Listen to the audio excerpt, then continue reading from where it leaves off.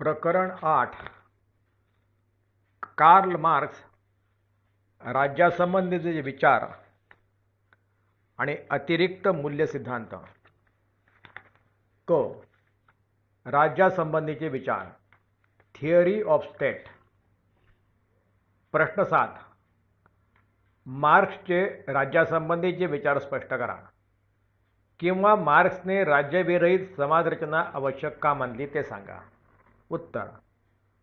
मार्क्सच्या पूर्वी अनेक राज्यशास्त्रज्ञांनी राज्याची भूमिका स्पष्ट केली. त्यांचा थोडक्यात विचार केल्यावरच मार्क्सच्या राज्यविषयक भूमिकेचे वर्णन करणे योग्य ठरते. 1. व्यक्तीचे जीवन सुखी आणि समाधानी करण्यासाठीच राज्याची निर्मिती झाली, असे मत इसवी पूर्वी 400 वर्षे अगोदर ग्रीक शास्त्रज्ञ ॲरिस्टॉटलने केले आहे. 2. राज्याच्या अनेक दुर्गुण असूनही ती आवश्यक आपत्ती आहे असे व्यक्तिवादी म्हणतात. 3. राज्यामुळेच मानवाचा सर्वांगीण विकास होतो असे परंपरावादी राज्यशास्त्रज्ञ म्हणतात. 4. व्यक्तीच्या सुरक्षिततेसाठी आणि संपत्तीच्या संरक्षणासाठी राज्यसंस्था आवश्यक आहे असे करारवादी राज्यशास्त्रज्ञ म्हणतात. 5. राज्यविहीन समाज म्हणजे मत्स्यन्याय होय. मानवाच्या सर्वांगीण विकासासाठी राज्यसंस्था आवश्यक आहे असे मत करारवादी राज्यशास्त्रज्ञांचे आहे. 6. विभिन्न संस्थांमध्ये सामंजस्य निर्माण करण्यासाठी राज्यसंस्था आवश्यक आहे असे प्राध्यापक लास्की म्हणतात. परंतु मार्क्सचे राज्यसंस्थेविषयीचे विचार वरील विचारांपेक्षा निराळे आहेत. राज्यसंस्थेचे खरे स्वरूप जाणून घेण्यासाठी मार्क्स आर्थिक वास्तव्याला महत्त्व देतो, कारण राजकीय क्षेत्रामध्ये आर्थिक संघर्षाचे पडसाद उमटतात असे मार्क्स म्हणतो. पुरातन काळात राज्यसंस्था नव्हती. त्यावेळी समाजात वर्ग नव्हते, वर्ग संघर्ष नव्हता. परंतु कालांतराने उत्पादन साधनांवर व्यक्तीची मालकी निर्माण झाली आणि समाजात श्रीमंत व गरीब निर्माण झालेत. आर्थिकदृष्ट्या सधन असलेल्या या मूठभर लोकांनी समाजातील नीतितत्त्वे, धर्मतत्त्वे, आचारविचार या गोष्टी स्वमताने ठरविल्या. कायदा, स्वातंत्र्य, न्याय, शिक्षण वगैरे संकल्पना या श्रीमंत लोकांनी स्वहिताच्या संरक्षणासाठी निर्माण केल्या आणि त्यांचे पालन करण्याची जबरदस्ती गरिबांवर केली. याच धनिक वर्गाने सैन्य, कायदा, तुरुंग अशा संस्था स्वतःची आर्थिक सत्ता मजबूत करण्यासाठीच निर्माण केल्यात. या सर्व संस्था निर्माण करण्याचा उद्देश श्रमिकांना विद्रोह करण्याची संधी मिळू नये आणि आर्थिक सत्ता दुर्बल होऊ नये हाच होता. म्हणून आपल्या कम्युनिस्ट मॅनिफेस्टो या ग्रंथात मार्क्स राज्यसंस्थेला भांडवलदारांचे रक्षण करणारी आणि मजुरांचे आर्थिक शोषण करणारी स्वार्थी संघटना सांगतो. मार्क्स राज्यसंस्थेला कल्याणकारी संस्था मानत नाही. राज्यसंस्था म्हणजे मजूर वर्गांचे शोषण करणारे एक साधन आहे. राज्य म्हणजे शोषक वर्गाचा आधार आहे. The state is a machine through which the ruling class improve it's will on the rest. The state exists only to help the capitalist in exploiting and suppressing labor. Marx. राज्यसंस्था म्हणजे श्रमिकांवर अत्याचार करणारे भांडवलदारांच्या हातातले एक साधन आहे. स्वतःची आर्थिक सत्ता मजबूत करण्यासाठी आणि मजुरांचे दमन करण्यासाठी निर्माण केलेली ती एक स्वार्थी संघटना आहे. श्रमिकांवर अत्याचार करणारे राज्यसंस्था हे एक साधन आहे. राज्य ही वर्गसंघर्षाची अभिव्यक्ती आहे. राज्याचे स्वरूप वर्गविरोधाचे आहे. लेनिन असे म्हणतो की कोठे, केव्हा आणि कोणत्या मर्यादेपर्यंत राज्याचा जन्म होतो या गोष्टींमुळे राज्यातील वर्गांमध्ये सामंजस्य साधणे आणि समन्वय प्रस्थापित करणे अशक्य आहे. राज्य हे एका वर्गाने दुसऱ्या वर्गाचे शोषण करण्याचे साधन आहे असे मार्क्स म्हणतो. भांडवलशाहीच्या विनाशाची कारणे. राज्यसंस्था म्हणजे गरिबांची आर्थिक पिळवणूक करण्याचे श्रीमंताच्या हातातील एक साधन आहे. संख्येने कमी असलेल्या मूठभर भांडवलदारांनी संख्येने जास्त असलेल्या मजुरांवर अत्याचार करणे, त्यांचा साधन म्हणून उपयोग करणे आणि आपली आर्थिक सुबत्ता वाढवणे या गोष्टीला मार्क्सचा सक्त विरोध आहे. मजुरांच्या म्हणजे संख्येने जास्त असलेल्या लोकांच्या कल्याणासाठीच राज्यकारभार झाला पाहिजे आणि भांडवलदारांकडून मजूर कल्याणासाठी राज्यकारभार होणे कदापि शक्य नाही. म्हणून मजुरांनी संघटित होऊन क्रांतीच्या द्वारे ही भांडवलशाही आणि राज्यव्यवस्था नष्ट करणे हीच काळाची गरज आहे. राज्यसंस्थेचा विनाश. अशी भांडवलशाही जसजशी विकसित होते तसा मजुरांवर अन्याय होतो. त्यांचे आर्थिक शोषण वाढत जाते. म्हणून भांडवलशाहीच्या विकासात तिच्या नाशाची बीजे असतात असे सांगून मार्क्स मजुरांना असा संदेश देतो की मजुरांवरील अन्याय, अत्याचार आणि शोषण नष्ट करण्यासाठी मजुरांनी ही भांडवलशाही आणि त्यांच्या हातातील खेळणे असलेली राज्यसंस्था नष्ट केली पाहिजे. अशी राज्यसंस्था आणि भांडवलशाही नष्ट झाल्यावर राज्यामध्ये कोणीही कोणाचे शोषण करणार नाही. राज्यात कोणीही शोषित राहणार नाही. राज्यातील संपूर्ण संपत्ती ही श्रमिक समाजाच्या मालकीची होईल. प्रत्येक व्यक्ती आपल्या कार्यक्षमतेनुसार काम करील आणि आपला उदरनिर्वाह करील. अशा रीतीने राज्यामध्ये वर्गविहीन आणि शोषणविरहित समाज निर्माण होईल. राज्यविहीन समाज रचना. अशा राज्यविहीन समाजात फक्त कामगार वर्गाची सत्ता प्रस्थापित होईल. या समाजात कोणीही मालक नाही, कोणीही नोकर नाही. त्यामुळे त्यांच्यामध्ये वर्गकलह राहणार नाही. श्रमशक्तीशिवाय धनशक्ती नाही ही गोष्ट प्रत्येकाला पटेल. त्यामुळे आर्थिक विषमता राहणार नाही. आर्थिक विषमतेमुळे निर्माण होणारे गुन्हे, अत्याचार, अन्याय, शोषण आणि अशांतता अशा समाजात राहणार नाहीत. शासक आणि शासित असे वर्ग राहणार नाहीत. त्या समाजात प्रत्येकजण कामगार आणि मालक अशी दुहेरी भूमिका एकाच वेळी वठवणार आहे. अशा समाजालाच मार्क्स वर्गविहीन आणि राज्यविरहित समाज, क्लासलेस आणि स्टेटलेस असे संबोधतो. हीच मानवी जीवनाची आणि मानवी सुखाची अंतिम अवस्था होय असे मार्क्स म्हणतो. मार्क्सच्या राज्य सिद्धांतावरील आक्षेप. 1. राज्य म्हणजे श्रीमंतांनी गरिबांचे शोषण करण्यासाठी निर्माण केलेली संस्था होय, किंवा श्रमिकांवर अत्याचार करणारे श्रीमंतांच्या हातातील एक साधन म्हणजे राज्य होय असे सांगून मार्क्सने कल्याणकारी राज्याचा धिक्कार केला. 2. वास्तविक पाहता राज्य हे मानवाचे जीवन सुखी आणि समाधानी करण्यासाठी अस्तित्वात आले आणि तसे सुखी समाधानी जीवन पूर्णत्वात जाईपर्यंत अस्तित्वात राहणार आहे. या ॲरिस्टॉटलच्या सत्यकथनाकडे दुर्लक्ष करून मार्क्सने स्वतःचे हसे करून घेतले. 3.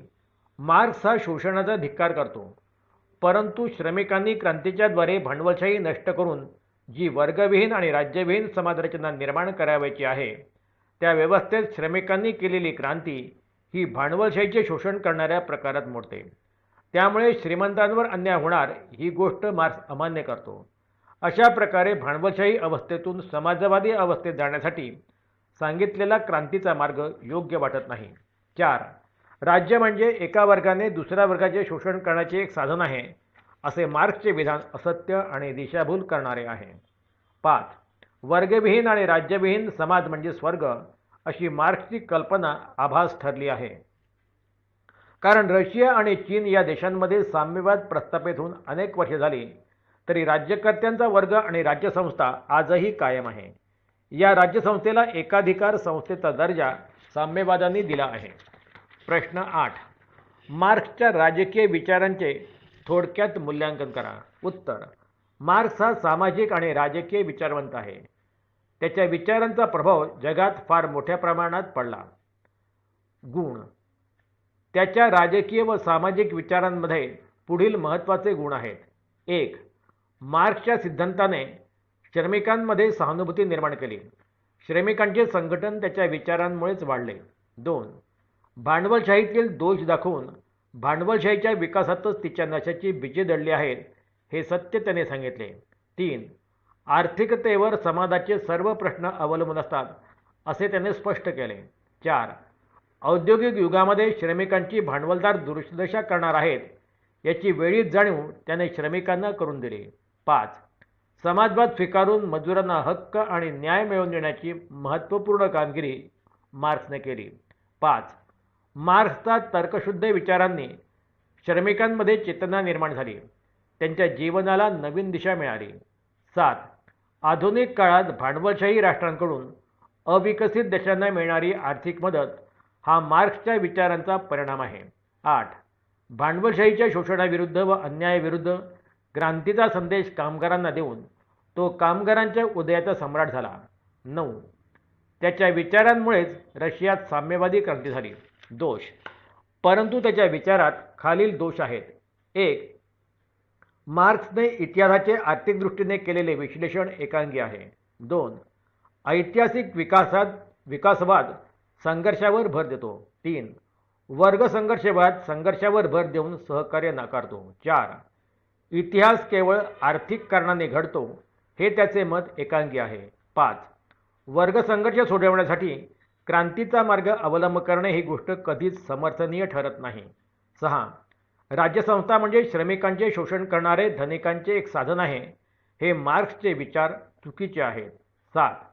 मार्क्सची वर्गविहीन आणि राज्यविहीन समाजरचना हे केवळ स्वप्न आहे. 8. मार्क्सने राष्ट्रवाद वंशवाद याकडे दुर्लक्ष केले. 9. धर्म म्हणजे अफूची गोळी हे त्याचे विधान असत्य आहे. सारांश, अशा प्रकारे मार्क्सच्या विचारातील गुणदोष पाहता आजही मार्क्सला 19व्या शतकाचा युगप्रवर्तक म्हणतात. त्याच्या विचारांवर जेवढी टीका होते तेवढा त्या विचारांचा विकास होतो असे मत वेबर, हर्मन आणि सी लॉईड यांनी मांडले आहे. आज जगातील 1/3 राष्ट्रांनी मार्क्सचे विचार अंमलात आणले, यातच त्याच्या राजकीय विचारांचे श्रेष्ठत्व दडले आहे. प्रश्न 9. मार्क्सवादी समाजवादाच्या सिद्धांताचे टीकात्मक परीक्षण करा. उत्तर 1. मार्क्सवादी समाजवाद ही आधुनिक युगातील सर्वात प्रभावशाली व शक्तिशाली विचारसरणी आहे. आज जगात एकही देश नाही की ज्यातील राजकीय, सामाजिक व आर्थिक विचारसरणीला मार्क्सवादी समाजवादाने प्रभावित केले नाही. 19व्या शतकाच्या मध्यात मार्क्सवादी समाजवादाचा उदय झाला. या विचारसरणीचे मुख्य प्रवर्तक कार्ल मार्क्स व त्याचा सहकारी फ्रेडरिक एंजेल्स आहेत. मार्क्सने केवळ सैद्धांतिक स्वरूपच प्रदान केले नाही, तर पूर्णपणे व्यावहारिक स्वरूप या विचारसरणीला प्राप्त करून देण्याचा प्रयत्न केला. सर्वच देशात आज कामगारांचे शक्तिशाली आंदोलन चालू आहे. या आंदोलनाने जगाच्या इतिहासात आश्चर्यकारक परिवर्तन घडवून आणले आहे. आज भांडवलशाहीचा खरा धोका मार्क्सवादी समाजवादाच्या विचारवंतांनी प्रभावित झालेल्या व्यक्तीपासून आहे. वास्तविकतः समाजवाद ही नवीन विचारसरणी आहे. प्राचीन व पौर्वात्य राज्यातील विचारवंतांनी समाजवादी विचार व्यक्त केलेले आढळतात. उदाहरणार्थ, प्लेटोचे साम्यवादी विचार, 16व्या शतकातील टॉमस मूरचे विचार, फेबियनवाद, गिल्ड समाजवाद, संशोधनवादी समाजवाद आदी विचारसरणी अस्तित्वात होत्याच. यातील बहुतांश समाजवादी विचारकल्पनेवर होते. या विचारसरणींना ऐतिहासिक तथ्याकडे दुर्लक्ष करून नवीन समाजरचना कल्पनेवर आधारित करण्याचा प्रयत्न केला. मार्क्सने प्रथमच शास्त्रीय स्वरूपात समाजवादाचा सिद्धांत मांडला. म्हणून या विचारसरणीला मार्क्सचा शास्त्रीय समाजवादाचा सिद्धांत, मार्क्सियन सायंटिफिक सोशियालिझम असे म्हटले आहे. 2. मार्क्स समाजातील विभिन्न सिद्धांत. मार्क्सवादी समाजाचे खऱ्या स्वरूपात अध्ययन करण्यासाठी यातील महत्त्वाच्या सिद्धांताचा थोडक्यात आढावा घेणे आवश्यक आहे. हे प्रमुख सिद्धांत पुढील प्रमाणे आहेत. 1. द्वंद्वात्मक भौतिकवाद. द्वंद्वात्मक भौतिकवाद हा मार्क्सच्या मते सामाजिक परिवर्तनाचा आधारभूत सिद्धांत आहे. समाज विकासाचे काय नियम आहेत, समाजाला आजची अवस्था का व कशी प्राप्त झाली याचे स्पष्टीकरण या सिद्धांतात मार्क्सने केले आहे. समाजरचनेत सतत परिवर्तन होत असते. आजची भांडवलशाही रचना हा परिवर्तनाचा परिणाम असून काही काळाने यातही परिवर्तन होऊन समाजवादी व्यवस्था निर्माण होईल. मार्क्सने द्वंद्वात्मक भौतिकवादाची कल्पना हेगेल या विचारवंतापासून घेतली आहे. हेगेलच्या मते मनुष्याचा विवेक म्हणजे विचार शाश्वत नसून गतिशील असतो. सर्वप्रथम मनुष्याच्या मनात एक विचार, आयडिया उत्पन्न होते. त्यावेळी त्या विचारांच्या समर्थनार्थ अनेक विचार निर्माण होतात. अशा रीतीने या सर्वांचा मिळून एक वाद, थेसिस मनुष्याच्या मनात निर्माण होतो. काही काळानंतर यातील दोष लक्षात येतात व वादाच्या विरोधी विचार मनुष्याच्या मनात येतात. याला प्रतिवाद म्हणतात. शेवटी आपल्या तर्काद्वारे मनुष्य त्यात समन्वय निर्माण करण्याचा प्रयत्न करतो. याला संवाद, अँटिथेसिस आणि समन्वय, सिंथेसिस असे म्हणतात. अशा प्रकारे बौद्धिक विचार विकासाचा क्रम वाद, प्रतिवाद व संवाद असा असतो. संवादात अंतर्विरोध असतोच. पुन्हा वाद प्रतिवाद संवाद क्रिया सुरूच राहते. मार्क्सने अंतर्विरोध विचाराच्या विकासातील द्वंद्वात्मक कल्पना भौतिक जगास लावली. तो म्हणतो, प्रत्येक कालखंडात उत्पादनाची आर्थिक विनिमयाची व्यवस्था असते. यानुसार समाज रचना घडते. यात आर्थिक विकासामुळे परिवर्तन होते. परिणामी समाजाचेही परिवर्तन होते. आरंभी मालक गुलाम असे दोन वर्ग होते. नंतर बदललेल्या परिस्थितीमुळे गुलाम बाळगण्यापेक्षा शेती करणे मालकांना व शेतमजूर होणे गुलामांना योग्य वाटते. यातून शेतमालक व शेतमजूर असे दोन वर्ग निर्माण झालेत. क्रांतीनंतर शेती मालकांनी शेतीचा व्यवसाय सोडून औद्योगिक व्यवसाय सुरू केला व शेतमजूर कामगार झाले. अशा प्रकारे कारखानदार कामगार असे नवे संबंध निर्माण झाले. भांडवलदार व कामगार वर्गाच्या संघर्षातून शोषणविरहित अशी समाजरचना निर्माण होईल व वर्गसंघर्ष संपुष्टात येईल. अशा प्रकारे मार्क्सच्या मते अंतर्विरोधाच्या कारणामुळे एका सामाजिक व्यवस्थेविरुद्ध प्रतिक्रिया होते व नवीन व्यवस्थेचा उदय होतो. नवीन व्यवस्था पूर्णत्वास जाईपर्यंत वाद प्रतिवाद संवाद ही क्रिया सुरूच राहते. साम्यवादी समाज ही मार्क्सच्या मते पूर्णत्वास गेलेली अवस्था होय. 2. इतिहासाची भौतिक मीमांसा. मार्क्सच्या मते सर्व ऐतिहासिक घटना आर्थिक कारणांमुळेच घडलेल्या असतात. आर्थिक उत्पादनाच्या साधनांमध्ये बदल होताच समाजाचे स्वरूप व संस्था बदलतात. हा बदल विरोध विकासाच्या नियमांमुळे होतो. वाद प्रतिवाद संवाद हा विरोध विकासाचा नियम आहे. मार्क्सच्या मते सामाजिक विकासाच्या अवस्था पुढील प्रमाणे आहेत. अ. प्राथमिक साम्यवादी अवस्था. प्रारंभीच्या रानटी अवस्थेत विवाह संस्था नव्हती, कुटुंब संस्था नव्हती, खाजगी संपत्ती नव्हती. शिकार करण्यासाठी टोळी करून मनुष्य राहत होता. सामाजिकदृष्ट्या सर्व समान होते. ब. दासप्रथेचे युग. पशुपालन व शेती व्यवसाय यांचा विकास झाल्यानंतर सामाजिक रचनेत बदल झाला. दगडांनी शिकार करण्याची जागा धातूच्या अवजारांनी घेतली. खाजगी संपत्तीची संस्था सुरू झाली. काही लोकांनी उत्पादनाच्या साधनांवर स्वामित्व स्थापन करून दुसऱ्यांना बळजबरीने गुलाम दास बनवून त्यांच्याकडून कामे करून घेणे सुरू केले. यालाच दासप्रथेचे युग म्हणतात. गुलामांवर मालकाचे पूर्ण स्वामित्व होते. क. सामंतशाही समाज. उत्पादनाची साधने अधिक विकसित झाली.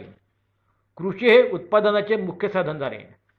सामंतांनी शक्ती व राज्याच्या मदतीने शेतीवर आपली मालकी स्थापित केली. शेतीत प्रत्यक्ष उत्पादन सामंत स्वतः न करता शेतकऱ्यांकडून करवून घेऊ लागले. सामंत व शेतकरी असे दोन वर्ग अस्तित्वात आले. शेतकऱ्यांचे जीवन सामंतांच्या मर्जीवर अवलंबून असे.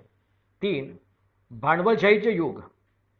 एका युगाचे दुसऱ्या वर्गात रूपांतर त्या युगातील उत्पादन प्रक्रियेत दोन वर्गातील अंतर्गत विरोधामुळे होत असे. उत्पादनाच्या साधनात बदल झाल्यामुळे वर्गपद्धतीत म्हणजे समाज रचनेत बदल होतो. औद्योगिक क्रांतीनंतर मोठमोठ्या कारखान्यांची स्थापना झाली. भांडवलदार व मजूर असे दोन वर्ग अस्तित्वात आले. कामगारांनी उत्पादनाची साधने हस्तगत केल्यानंतर भांडवलशाही नाहीशी होईल व कामगारांची सत्ता निर्माण होईल. अशा प्रकारे वर्गसंघर्षाच्या प्रक्रियेतून मानवी समाज घडत आलेला आहे असे मार्क्स म्हणतो. 3. अतिरिक्त मूल्यांचा सिद्धांत. मार्क्सच्या मते कोणत्याही वस्तूची किंमत मागणी पुरवठ्याचा सिद्धांत, उपयोगितेचा सिद्धांत यानुसार ठरत नाही. वस्तूची किंमत तयार करण्यासाठी लागलेल्या श्रमावरून ठरवावयास पाहिजे. याला श्रममूल्याचा सिद्धांत म्हणतात. वस्तूची किंमत बरोबर कच्चा माल अधिक वस्तू तयार करण्याकरता दिलेली मजुरी एवढी असावयास पाहिजे. उदाहरणार्थ 10 रुपये कच्चा माल अधिक 5 रुपये मजुरी बरोबर 15 रुपये वस्तूची किंमत. परंतु प्रत्यक्षात भांडवलदार स्वतःचा फायदा करून घेण्यासाठी मजुरांची पिळवणूक करून घेण्याच्या वृत्तीने मजुरांना कमी वेतन देतात. श्रममूल्य व कमीत कमी वेतन यातील फरक मालकाला प्राप्त होतो.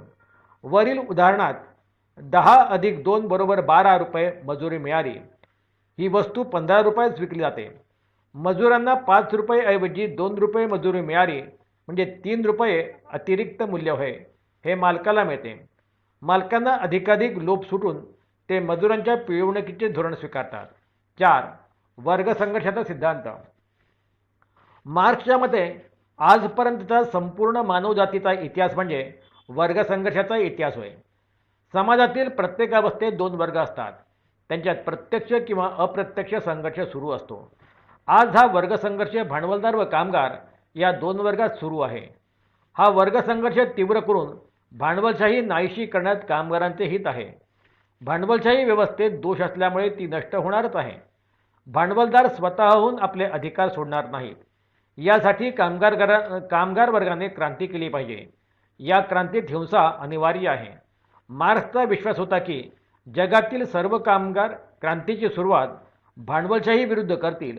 म्हणूनच मार्क्सने क्रांतीसाठी जगातील सर्वच कामगारांना संघटित होण्याचे आवाहन केले होते. 5. कामगार वर्गाची हुकुमशाही. वर्गसंघर्षाच्या आधारे क्रांती झाल्यानंतर ताबडतोब साम्यवादी समाजरचना निर्माण होणार नाही. कामगारांची ही क्रांती अयशस्वी करण्याचा भांडवलशाही राष्ट्रे प्रयत्न केल्याशिवाय राहणार नाहीत. म्हणून जगातून भांडवलशाही नाहीशी करण्याची आवश्यकता आहे. ज्या देशात कामगारांची क्रांती यशस्वी होईल तेथे कामगारांची हुकुमशाही प्रस्थापित करावी लागेल. ही हुकुमशाही संक्रमण अवस्थेतील व्यवस्था होय. या काळात उत्पादनाची सर्व साधने खाजगी मालकीऐवजी समाजाच्या मालकीची होतील. क्रांतीला विरोध करणाऱ्या सर्व शक्ती व गट यांना नष्ट करावे लागेल. कामगारांचे प्रतिनिधित्व करणारा साम्यवादी पक्ष हे कार्य राज्याद्वारे करेल.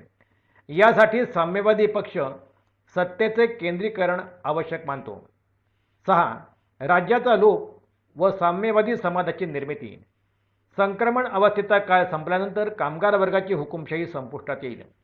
वर्गसंघर्षाचा प्रश्नच निर्माण होत नसल्यामुळे राज्याची आवश्यकता नाही, ते आपोआप नष्ट होईल.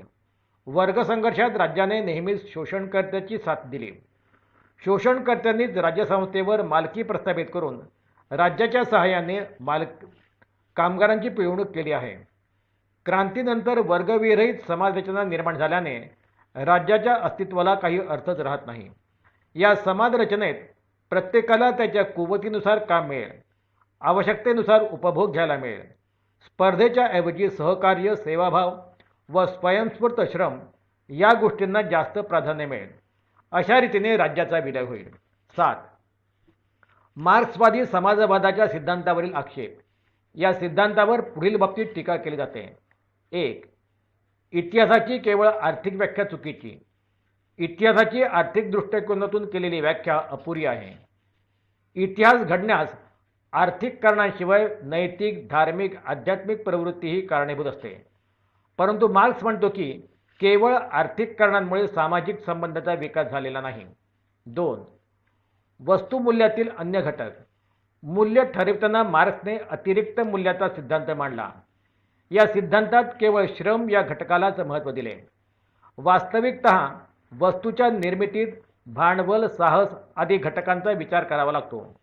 मजुरांच्या वेतनाशिवाय उद्योगधंद्यामधील प्रशासन, जाहिराती आदी गोष्टींवर भांडवलदारास खर्च करावा लागतो, याचा विचार मार्क्सने केला नाही. 3.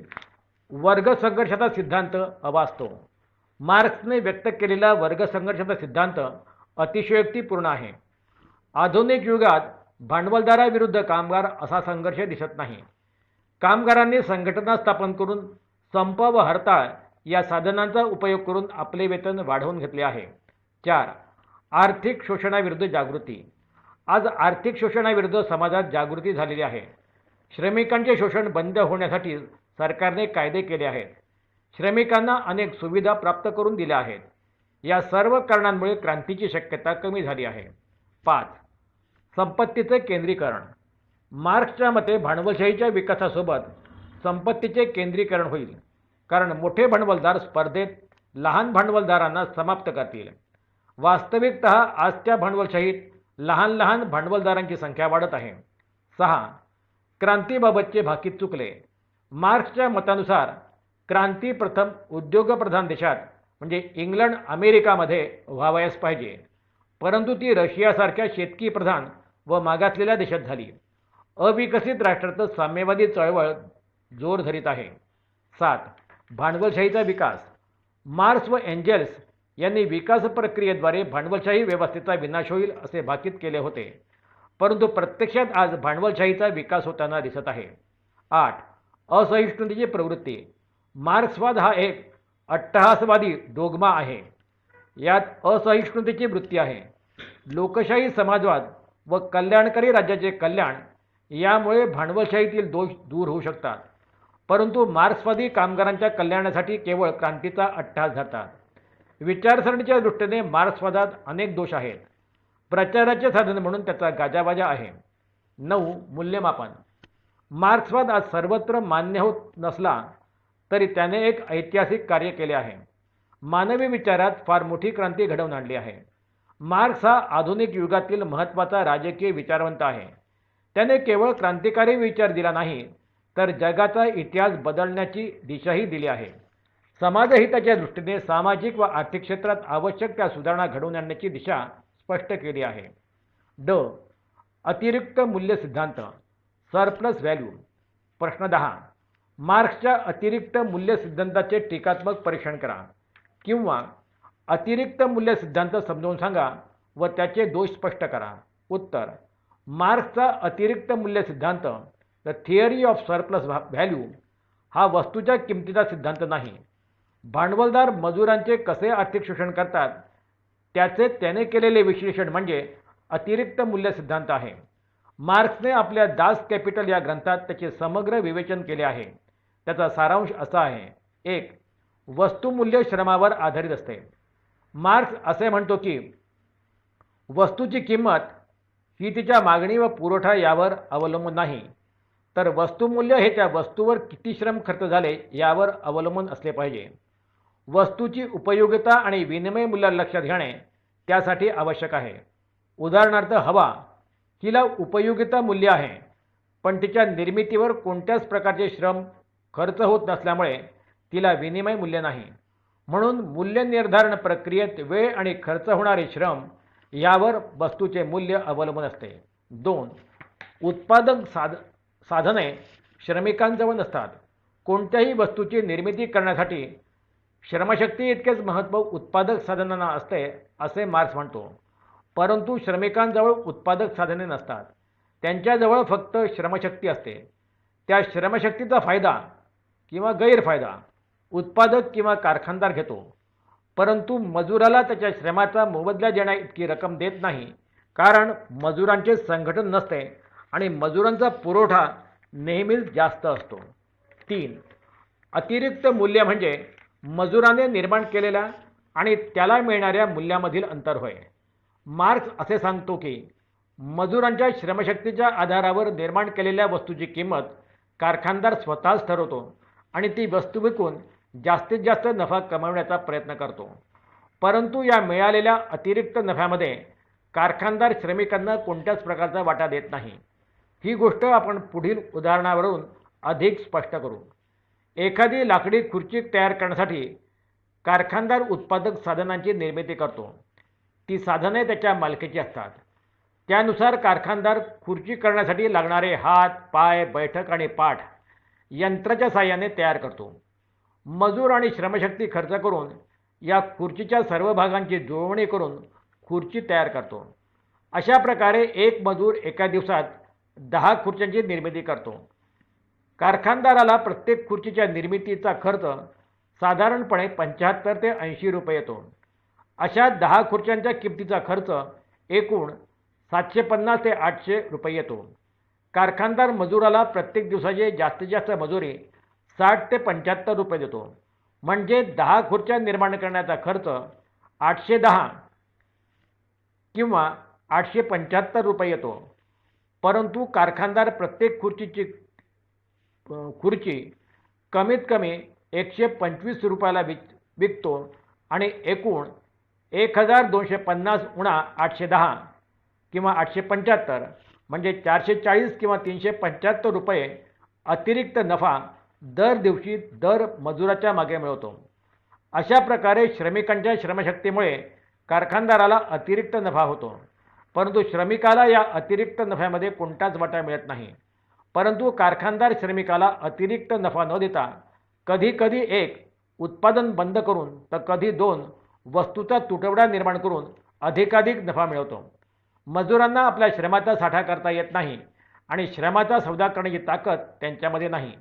मजूर संघटित नाहीत, त्यामुळे कारखानदार मजुरांचे अधिकाधिक आर्थिक शोषण करतात असे मार्क्स म्हणतो. म्हणून अतिरिक्त मूल्य म्हणजे मजुरांच्या उत्पादनावर भांडवलदारांनी भर दिवसा घातलेला दरोडा होय असे मार्क्स म्हणतो. त्यामुळे भांडवलदार आणि श्रमिक यांच्यामध्ये संघर्ष होणे अटळ आहे. मार्क्सच्या अतिरिक्त मूल्य सिद्धांतावरील आक्षेप. 1. वस्तुमूल्य वस्तूवर किती श्रम खर्च झाले यावरून ठरते हे मार्क्सचे मत एकांगी आहे. कारण वस्तू निर्मितीसाठी श्रमाइतकेच महत्त्व भांडवल, कच्चा माल, यंत्रसामुग्री, इमारत, झीज, संघटन, कौशल्य, वीज निर्मिती, पाणी वगैरे घटकांना आहे. मार्क्सने या इतर घटकांचा विचार केला नाही. 2. या घटकांवर होणारा खर्च मार्क्सने आपल्या तथाकथित अतिरिक्त मूल्यातून कमी केला नाही. 3. मार्क्सने मूल्य आणि किंमत यांचा अनुचित उपयोग केला, म्हणून वस्तुमूल्य आणि अतिरिक्त मूल्य सिद्धांत हा दिशाभूल करणारा सिद्धांत आहे असे वेबर म्हणतो. 4. अर्थशास्त्राच्या दृष्टीने हा सिद्धांत अर्थहीन आहे. श्रमिकांनी भांडवलदारांविरुद्ध क्रांती करावी याच उद्देशाने मार्क्सने हा सिद्धांत सांगितला आहे. 5. मार्क्सने भांडवलदारांच्या मानसिक श्रमाकडे साफ दुर्लक्ष केले. सारांश. फायदे. 1. मार्क्सच्या अतिरिक्त मूल्य सिद्धांतावर अनेक शास्त्रज्ञांनी टीका केली असली तरी तो सिद्धांत टाकाऊ आणि निरर्थक नाही असे म्हणता येईल. दिवस रात्र जीवापाड मेहनत करून मजुरांना आपला जीवनचरित्र चालवणं इतपत मजुरी मिळत नाही आणि कोणतेही शारीरिक श्रम न करता कारखानदार चैन आणि आराम करून जास्तीत जास्त नफा मिळवतात हे दारुण सत्य मार्क्सच्या अतिरिक्त मूल्य सिद्धांताने सांगितले आहे. 2. श्रमिकांना त्यांच्या श्रमाचे योग्य मूल्य मिळवून देण्यासाठी समाजवाद उपयुक्त आहे हे या सिद्धांताने स्पष्ट केले. 3.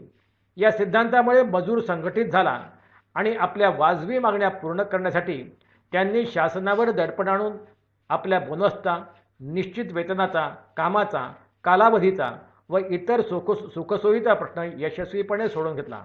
4. भांडवलशाहीच्या विकासात भांडवलशाहीच्या विनाशाची बीजे रुजली असतात असे स्पष्ट मत या सिद्धांताने मांडले. 5.